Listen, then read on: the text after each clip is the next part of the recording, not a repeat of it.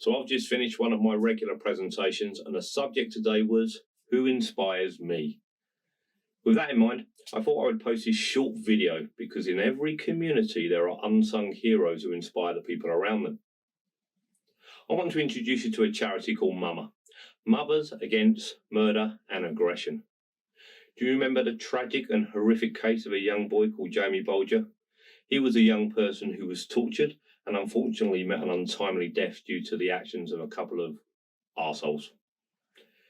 It was one of those cases where you could easily argue for the return of the death penalty, and at the time the nation was horrified.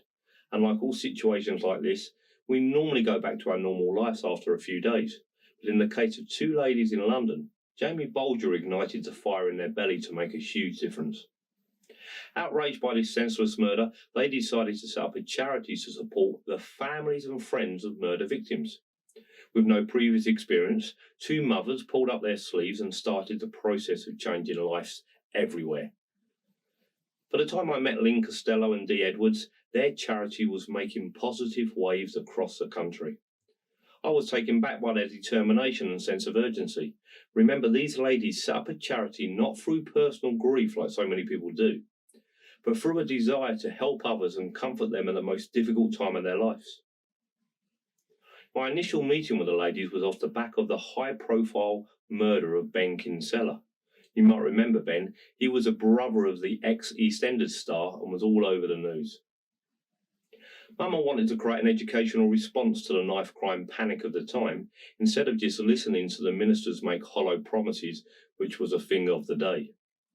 Within just a few weeks, Lynn and Dee had signed me up, arranged a meeting in Portcullis House where all of the ministers do their business, and set up a huge anti-knife march through London. I remember feeling a little lazy around them as they were on fire and determined to change things quickly. Just a few days before the Hyde Park March, in which thousands of people took to the streets to demand change in the way we deal with knife offenders, I found myself in Portcullis House with Lynn and a couple of what can be described as flaky ministers, Tony McNulty and Vernon Coker.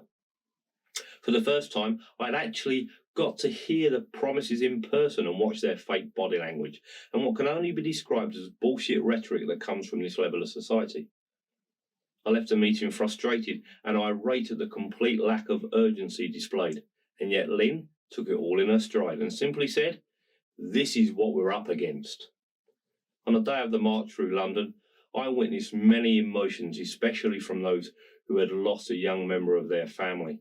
But my overriding memory was the amount of respect that was driven towards Lynn and Dee. Two women that said, enough is enough, and over many years had grieved, supported and educated hundreds of families and community members everywhere. There was no political or religious driving force, just pure humanity and a sense of doing the right thing. For this reason, Lynn and Dee are and always will be my unsung heroes. They have inspired me to do more. Question is, who are your unsung heroes?